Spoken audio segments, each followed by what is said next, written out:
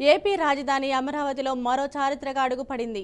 గత ప్రభుత్వ హయాంలో కల తప్పిన అమరావతి, మరుగున పడిన రాజధానికి చంద్రబాబు సీఎం కావడంతో అమరావతికి మరోసారి కల వచ్చింది. ప్రభుత్వం మారడం, విజన్ ఉన్న నాయకుడు అధికారంలోకి రావడంతో రాజధాని ప్రాజెక్టులు పరుగులు పెడుతున్నాయి. రాజధాని అమరావతిలో ఇప్పటికే పలు ప్రాజెక్టులు పట్టాలెక్కగా తాజాగా మరో ఐకానిక్ అమరావతికి మణిహారంగా మారనుంది. అదే అమరావతికి ఐకానిక్ కేబుల్ బ్రిడ్జ్. అవును, అమరావతికి ఆయన ఐకానిక్ రూపంలో ఇంటర్నేషనల్ డిజైన్తో కోట్లాది మంది కలలపై సీఎం చంద్రబాబు సంతకం పెట్టారు. చంద్రబాబు కలల ప్రపంచం అమరావతికి అంతర్జాతీయ స్థాయిలో గుర్తింపు వచ్చేలా మరో ప్రాజెక్టుకు ఆయన గ్రీన్ సిగ్నల్ ఇచ్చారు. 2500 కోట్ల రూపాయలు అంచనా వ్యయంతో ఏపీకే కాదు దేశానికి గర్వకారణంగా నిలిచే కేబుల్ బ్రిడ్జ్ నిర్మాణానికి సంతకం చేశారు. Amaravati iconic cable bridge N13 రోడ్డును NH65 జాతీయ రహదారితో కలుపుతుంది.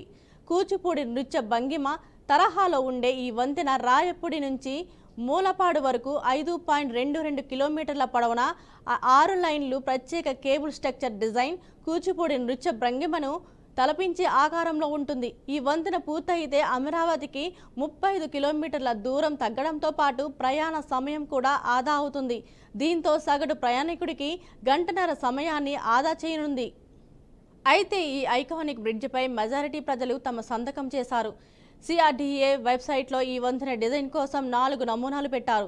ఈ నమూనాలకు ప్రజలు ఓట్లు వేశారు. దాదాపు 14,000 మంది రెండో నమూనాకు ఓటు వేయగా సీఎం చంద్రబాబు కూడా దీనిని ఎంచుకున్నారు.